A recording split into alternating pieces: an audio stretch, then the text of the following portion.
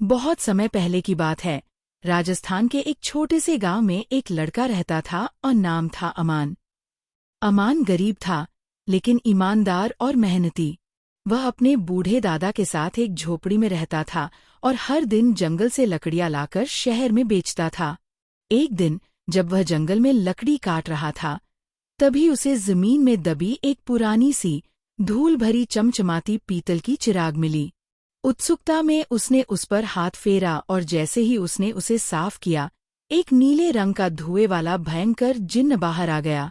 जिन्न ने गरजती आवाज में कहा, मैं जिन्न अल्फयार हूँ। हजारों साल से इस चिराग में कैद था। अब तुम मेरे मालिक हो। 3 इच्छाएं मांगो और सोच समझकर।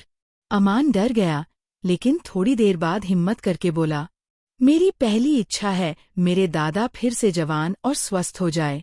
जिन्न ने चुटकी बजाई और अमान के दादा उसी वक्त झोपड़ी से बाहर आए, मजबूत, तंदुरुस्त और मुस्कुराते हुए।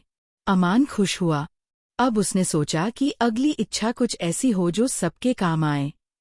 मेरी दूसरी इच्छा है हमारे गांव में कभी कोई भूखा न सोए, सबके पास काम और खाना हो। जिन्न मुस्कुराया, फिर उसने अपना हाथ हवा में लहराया। उसी वक्त गांव में जमीनें उपजाऊ हो गई, कुएं पानी से भर गए और गांव में एक बड़ा बाजार बन गया जहां लोग अपने सामान बेच सकते थे। अब अमान को तीसरी और आखिरी इच्छा मांगनी थी। वह सोच में पड़ गया। उसने सोचा कि अगर वह सोने का महल मांगे तो क्या लोग उसे लालची समझेंगे, या अगर वह राजा बनने की इच्छा करे तो क्या वह अपने गांव को भूल जाएगा। आखिरकार उसने कहा, मेरी तीसरी और आखिरी इच्छा है तुम आजाद हो जाओ। जिन्न चौंक गया, तुम मुझे आजाद कर रहे हो?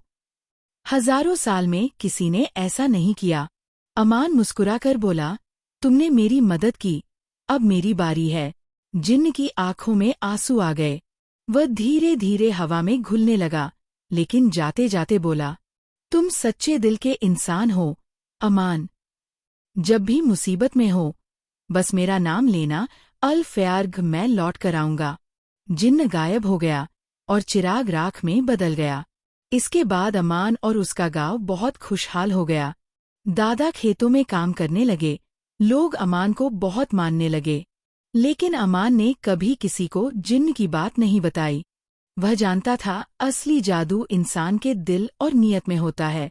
सीख: ये कहानी हमें सिखाती है कि जब हमारे पास शक्ति या अवसर हो तो हमें खुद से पहले दूसरों के बारे में सोचना चाहिए। और सबसे बड़ी बात, अच्छाई और त्याग का फल हमेशा मिलता है। Thanks for watching. Please like and subscribe the video.